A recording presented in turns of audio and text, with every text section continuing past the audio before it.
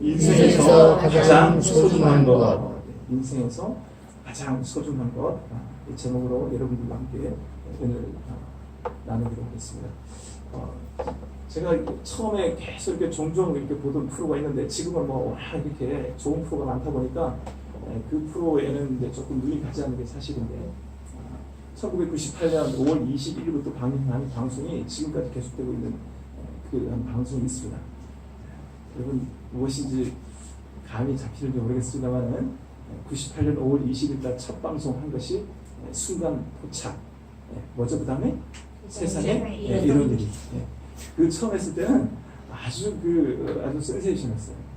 말 그대로 세상에 이런 일이. 야 어떻게 이렇게 세상에 이런 일이 다 있다냐. 이렇게 사람들이 행하는 그런 아주 유익하고 그리고 생각지도 못했던 아주 여러 가지로 참 다양한 어떤 그런 특별한 어떤 그런 일들을 볼 때 얼마나 야 사람이 이러한 능력도 있구나. 또 사람이 저럴 수도 있구나. 그냥 저런 지금까지 기억되는 것 중에서 막 그냥 그 개가 저 전라도 밑에 있는 그 개가 밥그릇을 들고 막 집에 이렇게 막 그 밥 받으러 돌아다니는 걸 봤어요. 주인 대신에 그 입을 물어가지고 그 밥이 뭡니까 밥그릇을 가지고 막 집을 드나는 걸 보는 그것도 있고요. 그리고 또 특별한 거는 이 눈이 앞이 보이지 않는 분이 그 산을 올라가는데 도대체 그걸 제가 어떻게 이해가 안 되더라고요. 전혀 볼 수 없는 분이 눈이 성해도 있죠. 이 바위 난간 같은 데 올라가는 경우는 얼마나 두렵습니까? 그런데 정말 거의 앞에 2m도 바라볼 수 없는 분이 산에 올라가면서 아주 그냥 익숙하게 걸어가는 그런 장면을 봤을 때 야 사람이 정말 능력을 가지면 정말 못할 것이 없구나 라는 그런 사람이 이러한 어떤 다양한 어떤 그런 능력을 또 가지고 있구나 그런 생각도 들어본 적이 있습니다. 가만히 보면 우리가 세상에 살아가면서 참 다양한 어떤 그런 사람들이 참 많다 이런 생각이 들죠. 극락의 굴라비라는 책을 여러분들이 보신 분이 있을지 모르겠지만 이 김상하 목사님의 이야기입니다. 원래 이분은요 고등학교 수학 선생님이셨어요. 고등학교 수학 선생님이셨는데 어느 날 갑자기 밀려드는 어떤 그런 인생의 허물을 극복하지 못한 그런 어떤 아픔을 또 가지고 그리고 인생의 어떤 그런 신비를 깨닫기 위해서 이분이 절에 들어갑니다.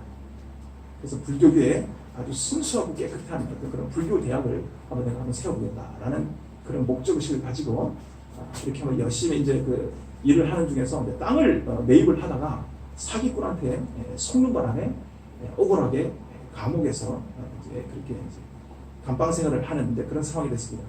그래서 이제 스님이 어쩔 수 없이 너무 억울하고 하긴 했지만은 그래도 이 감옥에 있는 동안에 이것도 자기가 업보다라는 이제 그런 생각을 가지고 이제 간수에게 내가 이 절에서나마 열심히 또 돌을 닦아서 이 불경을 다 알려서 여기 있는 사람들을 포교하리라 이렇게 가지고 목탁과 불경을 특별히 보내달라고 간수에게 그렇게 요청을 했습니다. 그런데 간수에게 요청을 했는데 간수가 갖다 주는 것이 목탁과 불경이 아니고 성경책을 가져다 주는 것이 아닙니까? 아마 그 간수는 교인이었던 것 같습니다. 그래서 어떡합니까? 그래서 간수가 성경책을 갖다 주니까 좋다 그래. 감옥에 있는 동안에 내가 이 성경을 아주 깊이 연구해서 이 기독교인들을 다 불자로 내가 만들고 말겠다라는 이제 그런 작전을 가지고 이런 결단을 가지고 열심히 이제 성경을 읽기 시작했습니다. 그런 이제 불경에 아주 또 스님으로 있다 보니까 불경에 있는 어떤 그런 책들을 또 많이 이렇게 읽고 여러 가지 많은 것들을 또 알고 있지 않겠습니까? 근데 자기가 이 성경 이 부분을 읽으면서 자기가 불경에서 읽었던 이 부분을 생각해냅니다. 어떤 가부가 외아들을 사랑으로 키우다가 그 외아들이 죽었다고 합니다. 그래서 가부가 죽은 이 외아들을 안고 부처님을 찾아가서 이제 살려달라고 이제 애원을 합니다. 부처님, 제 아들을 제발 살려주세요. 너무 안타깝습니다. 제 아들 지금 죽기에는 너무너무 안타까우니까 제발 우리 아들 좀 살려줄 수 없을까요? 그때 부처님이 이렇게 얘기를 합니다. 아래 마을로 내려가서 죽음을 한 번도 맛보지 않은 그런 집을 찾았더라.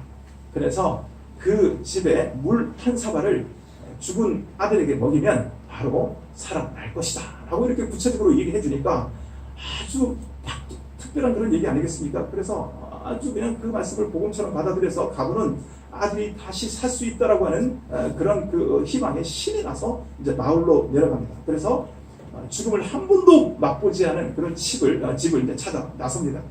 그런데 여러분 생각해 보세요. 어떻게 뭐 죽음을 맛보지 않은 그런 집이 어디 있습니까? 다 사람은 뭐 나이가 되고 때가 되면 자기의 삶이 다 하면 다 죽지 않겠습니까?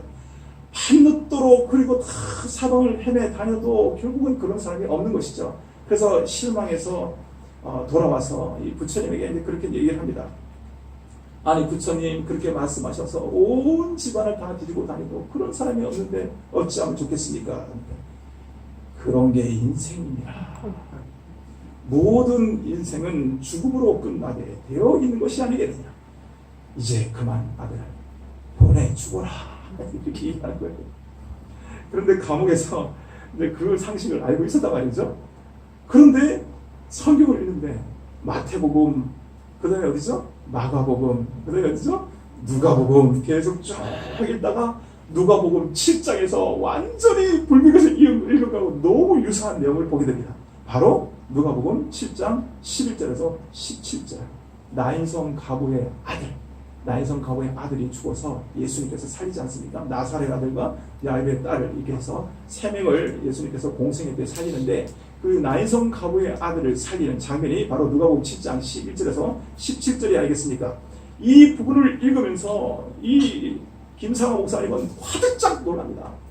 아니 어떻게 이 성경에 있는 말씀이 우리 불경에 있는 말과 이렇게 유사하단 말인가? 그런데 가보니까 분명히 여기 한 가부의 외아들이 죽었는데 예수님이 이 죽은 아들을 위해서 누가복음 7장 14절을 보면 청년아 내가 말하노니 일어나라 할 때 이 청년이 일어난 역사가 일어나지 않았겠습니까?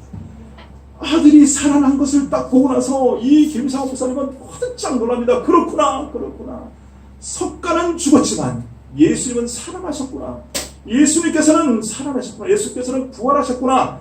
석가에겐 무덤이 있지만 이 예수님에게는 무덤이 없고 부활하신 분이시구나. 지금도 살아계시구나.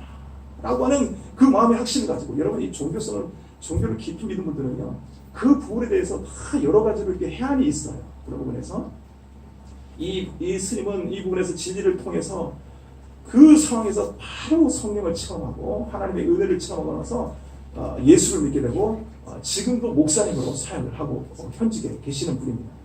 여러분 어떻습니까? 이 내용을 이렇게 듣고 나서 어떻습니까? 살아가는 게 여러분이 변하는 것이 보면 참 어렵거든요. 이 세상에서 제일 어려운 게 여러분 남이 변화되는 게 아니에요. 내가 변화되는 게 가장 어려워요. 그래서 조지 빌러 목사님은 그런 얘기를 하셨어요. 사람이 참으로 그 어떤 일을 한다고 할지라도 내가 변화되기 전에는 그 어떤 사람도 변화시킬 수 없다는 것을 여러분 명심하십시오. 라고 조지 빌러 목사님은 5만 번의 응답을 받은 목사님은 그런 말씀을 하신 적이 있거든요. 5만 번의 응답을 받았던 그 조지 빌러 목사님은 그만큼 5만 번의 응답을 받을 만큼 항상 자기 자신에게 변화를 촉구하는 그런 인생을 산 분이죠. 여러분의 인생에서 가장 소중한 것이 무엇이라고 생각하십니까? 흔히 21세기를 혼돈의 시대, 스마트폰 시대라고 합니다. 요즘 시대는 어떻게 보면 신사사 시대가 아니냐. 왕이 없으므로 자기 옳은 소견대로 행하니라.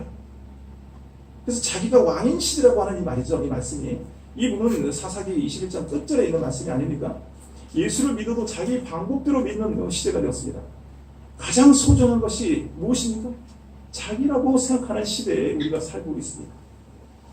국민일보 바로 올해 6월 3일자 미션 라이프에 보면은 여러분 기가 찬 내용이 있습니다. 두 기사가 눈에 띄는데 하나는 종교개혁이 시작되었다는 어디입니까? 여러분 독일이잖아요. 이 독일에 로봇 목회자가 등장했다는 것이고요. 또 다른 하나는 젊은이들이 교회를 지금 떠나는 이 속도가 너무너무 빠르다는 거예요. 왜 그러냐? 이 카타르의 그 알자자라 방송이 상당히 CNN 방송처럼 유명한 모슬렘 방송입니다. 이 알자자라 방송이 소개한 내용을 다루었는데 교회를 떠나는 이유가 무엇냐 했더니 제 첫 번째가 여러분 청년 실업률입니다. 저도 취업 재수를 한 경험이 있지만 취업을 하면서 공부를 할 때는 여러분 일단 취업을 안 하면 장가갈 생각 안 해야 됩니다. 그렇잖아요. 그러니 일단 취업을 하는 게 우선이거든요. 근데 우리 때는 자매들은 그렇게 큰 부담이 없었어요. 우리 때는 그냥 형제들이 그냥 어떻게든지 취업해가지고 좋은 자매 만나야지 이런 생각하고 있었는데 이제는 요즘에 그렇지가 않아요. 이제 자매들도 이제 공부를 해가지고 좋은데 이제 취직을 해야지 또 좋은 신랑을 만난다라는 거의 맞벌이 세대가 아닙니까? 지금 이런 시대가 되었기 때문에 옛날에는 또 자매들도 많았지만 지금은 텅 비어 있어요. 일단은 취직을 해야지 무언가를 할 수 있고 자기의 정체성이 또 있으니까 말이죠. 항상 교회에서는 자기 근거를 묻지 않습니까? 어느 직장에 다니니? 하면 할 말이 없는 거예요.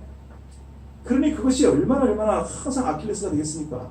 그러니 청년 실업률이 가장 우선순위에 올라 있습니다. 그 다음에 두 번째는 과도한 스마트폰입니다.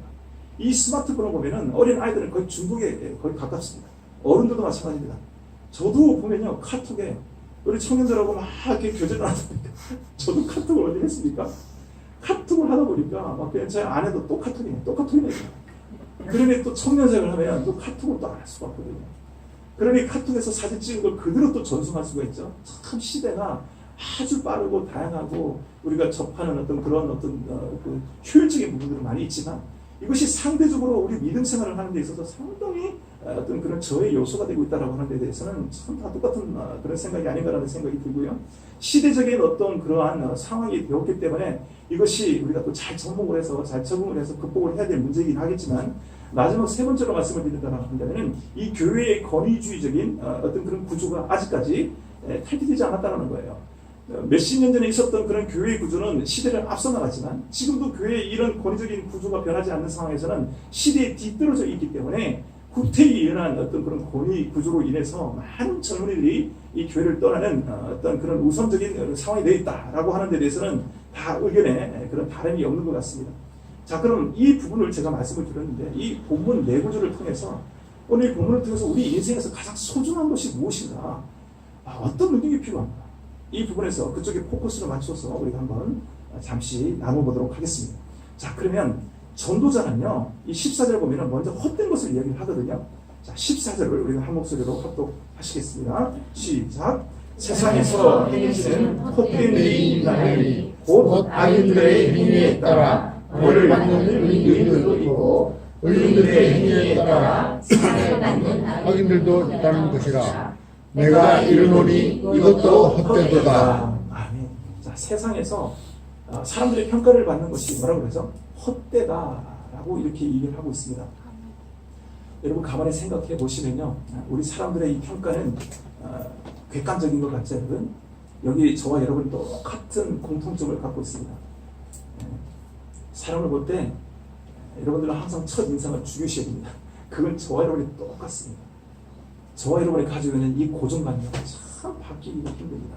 내가 좋아하는 스타일, 여러분 그걸 누가 뭐라 하겠습니까? 다 저와 여러분이 좋아하는 그런 스타일이 다 있습니다. 다 사람은 나름대로 객관적이기 이전에 상당히 자기 주관적입니다. 우선 가장 일반적인 여러분의 사람들의 평가는 눈에 보이는 것에 의존하고 겉으로 드러나는 것으로 판단을 합니다. 그런데 그게 정확합니까? 예, 부정확합니다. 첫인상이 나쁘다고 그 사람 속사람이 나쁩니까? 절대 그렇지 않습니다. 그 사람 인상이 좋다고 그 사람 성격이 상당히 좋습니까? 그렇지 않습니다. 그런데 그런 부분에서 우리의 인식이 상당히 다르게 간다는 겁니다. 물론 웬만한 것은 다 드러나 있어서 알 수가 있습니다. 그것도 하나님이 개입하셔야 하는 일이에요. 우리 믿음의 사람이 볼 때 어느 정도 조금 정확하게 볼 수 있어요. 우리 영의 사람이기 때문에 최대한 자기의 주관을 절제하고 객관적인 하나님의 시각으로 보려고 노력을 합니다. 왜요? 우리 하나님께서 겉모습을 보지 말고 어디를 보라 그랬습니까? 중심을 보라 그랬잖아요. 중심을. 그래서 우리가 중심을 보기 위해서 노력을 하지만 그것은 웬만한 신앙의 어떤 그런 깊이가 아니면 참 순간적으로 그걸 우리가 포착해서 그렇게 일상화시키기가 상당히 어렵다 이 말입니다.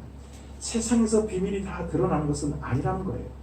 하나님도 세상에서 모든 것을 다 끝장내시지는 않았습니다. 그런데 저와 여러분이 잘 아시는 것처럼 히브리서 9장 27절 말씀 누구나 잘 알지 않습니까? 누구나 다 뭐라 그러죠? 네, 죽는다 그래요. 그 후에 뭐가 있다 그러죠? 공정한 심판이 있다라. 이렇게 말씀을 하고 있어요. 즉 세상에서 우리 사람들의 판단은 쉽게 말씀드려서 최후 심판의 예비적인 성격으로 인간에게 심판을 받았다고 하나님의 심판을 면할 수는 없다는 것입니다. 왜 그렇습니까? 하나님 앞에서는 그 누구도 비밀이 있을 수 없기 때문에 그렇습니다. 저와 여러분이 2년마다 하는 것이 무엇이죠? 2년마다 하는 것이 하나님. 예, 2년마다 안 하는 분도 있습니다. 예, 저는 예, 건강검진 역시 저희 이름이 상당히 빠릅니다. 예, 세상에 익숙하니까 예, 건강검진입니다. 건강검진 중에서 제일 여러분 민감한 부분이 어디 있습니까? 위에 역류성 뭐가 있습니다. 그러면 당장 예, 또 그걸 받습니다. 위검사 받죠? 예, 저는 5만 원 아끼려고 입에 넣어가지고 하다가 그냥 완전히 죽을 뻔 당했는데 와, 근데 제 아내는요, 그냥 가감하게 5만 원 들여서 하더라고요. 그럴 때 나도 5만 원 들여서 할 걸, 막 이런 생각을 하면서 되게 억울했는데, 아내는 이번에도 5만 원 들여서 그냥 그대로, 예, 그 뭐죠? 수면 내시경을 했는데, 저는 이번에 두 번째도 5만 원이 아까워가지고 또 했습니다. 근데 여러분 참 희한해요. 두 번 하니까, 그 개업질 하는 게 견딜만 하더라고요. 그 2년 만에 했는데, 제가 한양대 구리병원에서 받고 나서 2년 만에 했는데, 기도했어요. 하나님, 이번에는 좀 잘 견디게 해주세요. 이게 몇 분 상관에 5만 원이 날아간다는 게 심사위원이 너무 아까운 거예요. 참던데 욱 하니까 벌써 들어가 있어요.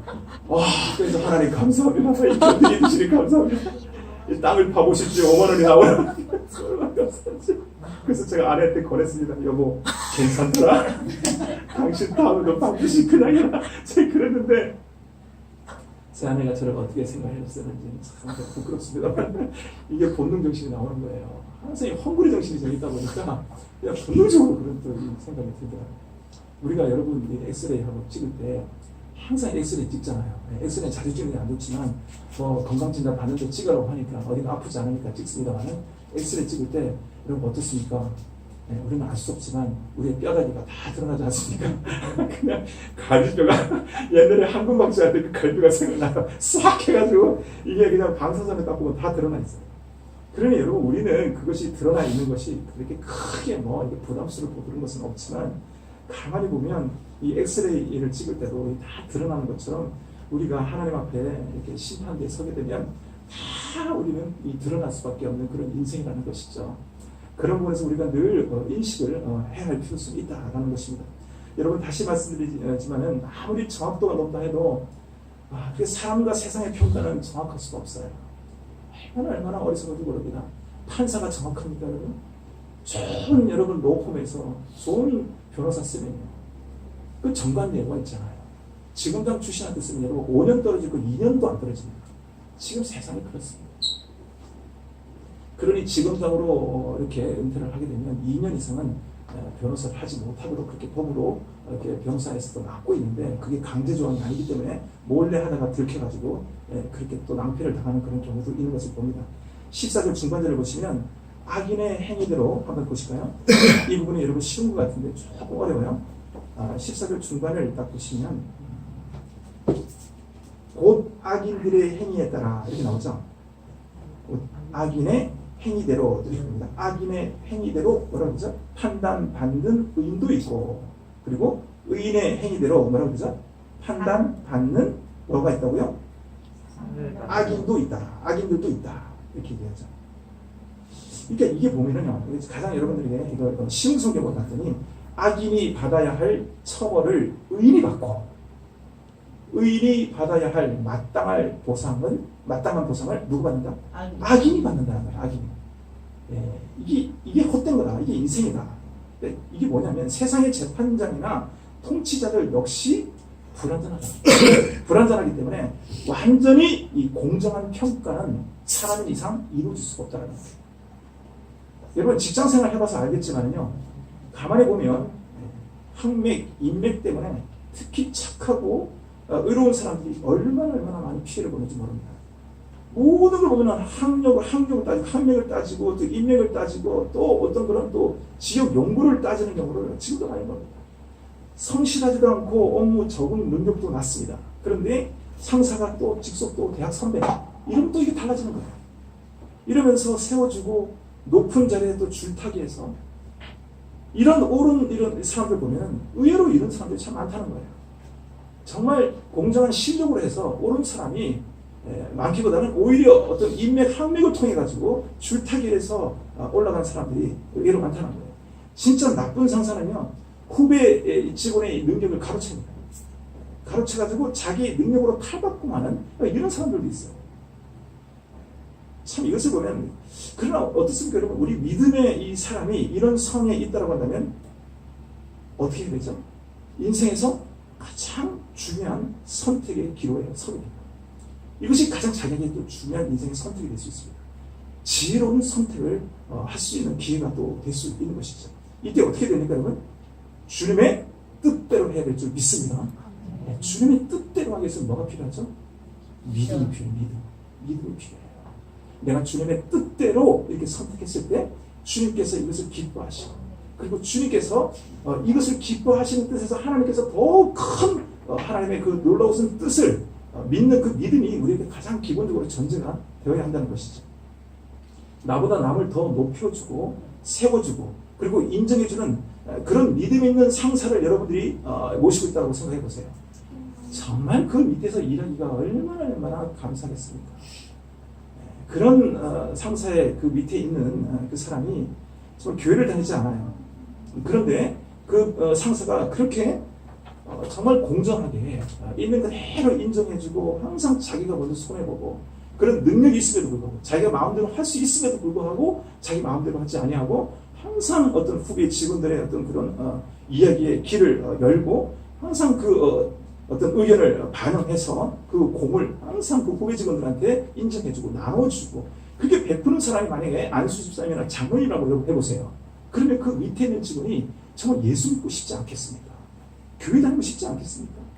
그러니 우리가 이 전도를 할 때 자기의 이 삶이 중요하다는 거예요. 자기의 성품이 중요하다는 거예요. 정말 뭐 다른 사람들에게 잘하는 것도 중요하지만 내 자신이 그렇게 하나님 앞에 어떤 인격체로 좋은 어떤 상사의 모습으로 다가가는 거예요. 그럼 우리가 볼 때는 그런 사람이 정말 신앙심이 있는 사람이 아니겠습니까? 하나님을 의식하고 있는 그런 사람이 아니겠습니까? 이런 사람이 진정 공의의 사람이고 진정으로 소중한 것이 무엇인지 아는 사람이 아니겠느냐 이 말입니다. 여러분 예수님의 이 말씀을 여러분 꼭 기억하시기 바랍니다. 마태복음 16장 26절 말씀입니다. 사람이 만일 온 천하를 얻고도 제 목숨을 잃으면 무엇이 뭐라고 그러죠? 유익하리라. 무엇을 주고 제 목숨을 바꾸겠느냐 이런 겁니다. 의미가 없어요. 잠시 잠깐의 낙을 누리기 위해서 영원한 형벌을 자초하는 것처럼 어리석은 일이 없다는 것입니다. 여러분들은 나이만큼 빠른 세월을 이미 지내오셨습니다. 나이가 60이면 이제 여러분들은 60km의 속도로 가는 것입니다. 예, 20살이라고 도 20km의 속도로 가는 것도 아니더라고요. 근데 나이가 되면요 속도가 60km로 안 느껴져요. 막 80km, 90km로 가는 것 같아요. 그게 너무너무 더덥어요. 갱년기 증상이 일어납니다. 그리고 남자들도요 상당히 많은 우울증에 빠집니다. 여러분 얘기 안 해서 그렇지 여자들은 울면 그만이지만 남자들은 표현도 못해요. 그러니 나이가 저도 50세가 넘어가니까 아이고 내 인생도 끝났구나 이런 생각 죄송합니다. 예, 저보다 일꾼한테 죄송하지만 그냥 저도 그렇게 말은 안 하지만 야 참 왜 이렇게 빠른가 그런 생각 해봤어요. 어저께도 한번 그런 생각이 들더라고요. 86년도면은 제가 군대에서 아주 그냥 엄청 고생했던데 그때 우리 혜정이가 태어났구나 이런 생각하니까 이야 정말 세월이 빠르다 이런 생각도 들고요. 그러니 지나가는 만큼 여러분 참 세월이 이렇게 빨리 갑니다. 어린 친구들은 어떻습니까? 왜 이렇게 빨리 세월이 안 가나? 왜 나는 이렇게 빨리 안 크나? 물론 이렇게 생각할 수도 있겠지만요.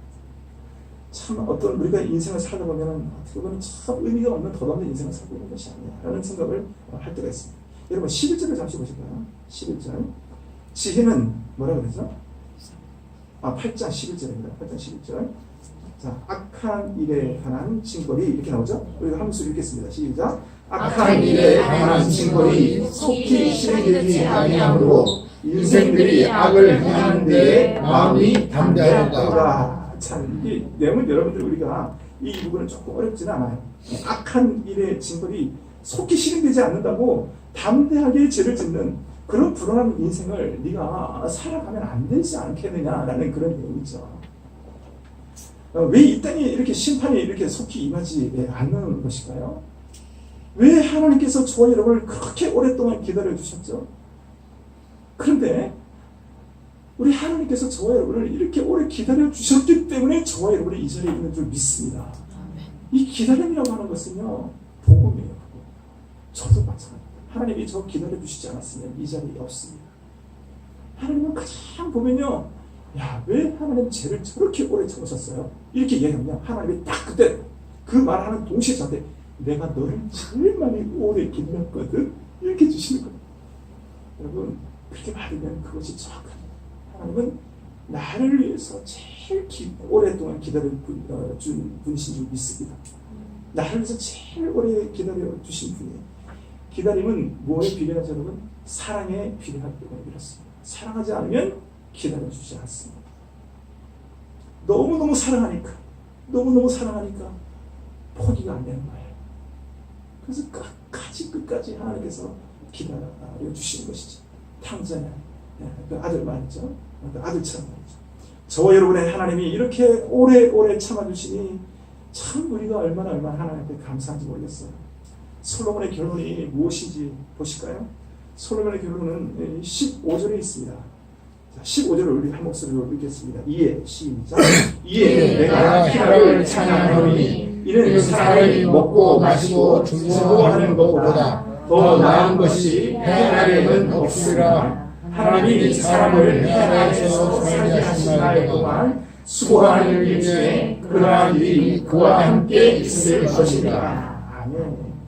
앞에 보실까요? 제 앞에 첫 구절 앞에 보면 서두에 보면 이에 내가 희락을 뭐라 그러죠? 찬양하노니. 찬양하노니. 이제 이걸 전에 생각해보면은 칭찬하노니 뭐 똑같은 말이죠. 이제 우리가 희락 이렇게 나오면 이제 희락을 보면 기쁠 희자잖아요. 그다음에 락은 즐길 락자죠. 즐길 락자. 그러니까 즐겁게 살라는 거예요.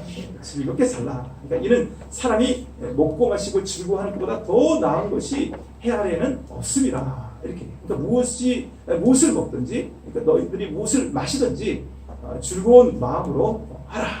이런 거예요. 여러분 이제 저도 제가 이제 요즘에 계속 이제 등산을 하는데 등산을 많이 해보셨을 겁니다. 땀을 뻘뻘 흘리면서 아주 울퉁불퉁한 길을 올라갑니다. 예, 힘이 듭니다.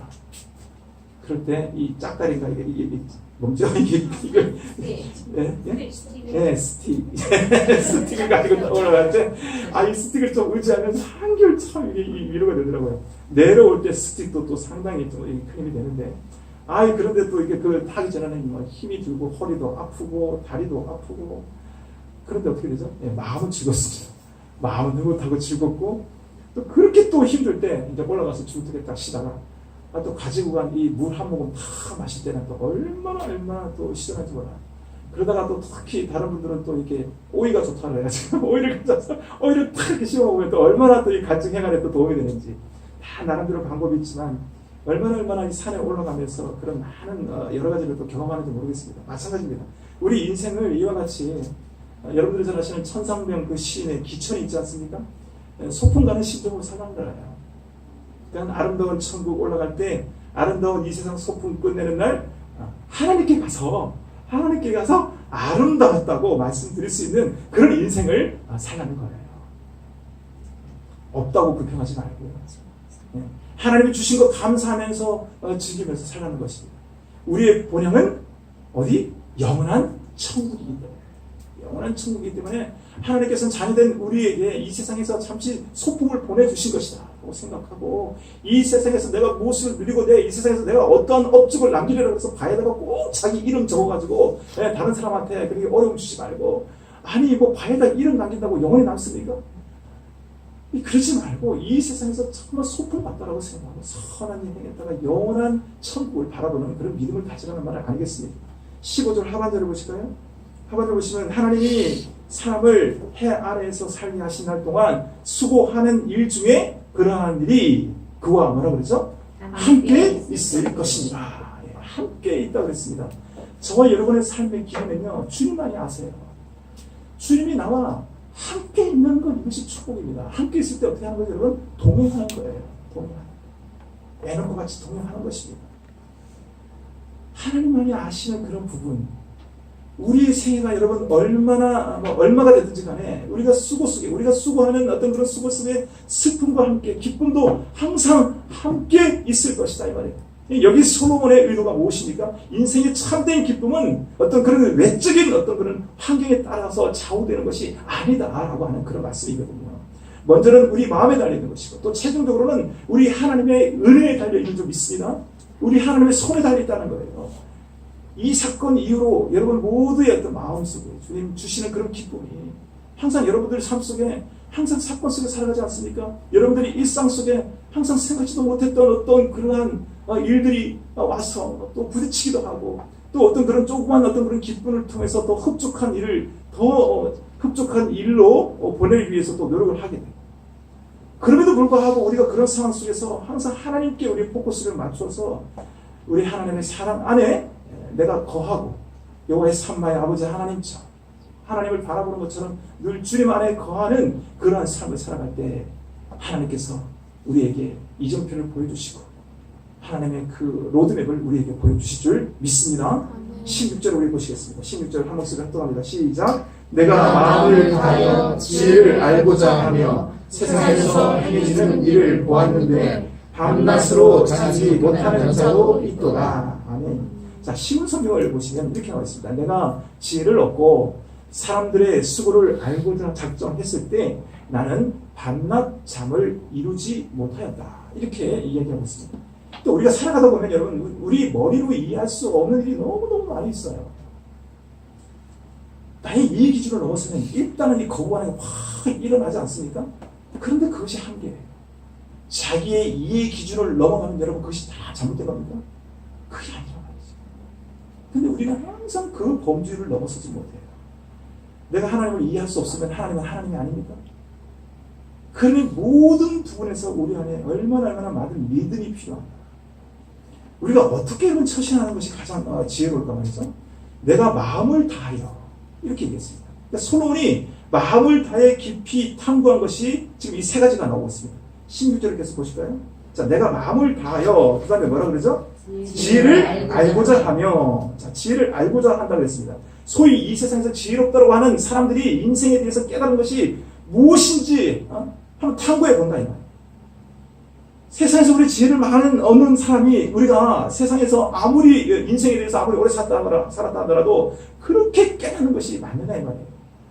그렇지 않습니다. 우리 깨닫는 것은 한계가 있습니다. 하나님께서 깨닫게 해주시지 않으시면 깨닫지 못하고 이 세상을 드릴 일들이 얼마나 많은지 몰라요. 자, 두 번째로 보면은 세상에서 행해지는 일을 보았는데 뭐라 그러죠? 밤낮으로 자지 못하는 자도 있도다.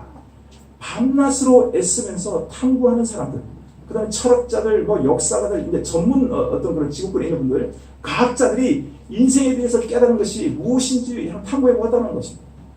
그런데 이렇게 밤낮으로 자지 못하고 이렇게 탐구해 보았다 한들, 우리 인간의 그 한계를 볼 때, 많은 과학자들이 사람의 한계를 제일 더 많이 그런 걸 깨닫는다고 그래서. 또 세 번째는 17절입니다. 자, 우리 17절을 한 목소리로 읽겠습니다. 시작. 또 내가 하나님의 모든 행사를 살펴보니 해 아래에서 행해지는 일을 사람이 능히 알아낼 수 없도다. 사람이 아무리 애써 알아보려고 할지라도 능히 알지 못하나니 비록 지혜자가 알아보라 할지라도 능히 알아내지 못하리로다. 지금 이건 무슨 말씀입니까, 여러분? 결국 알아내는 데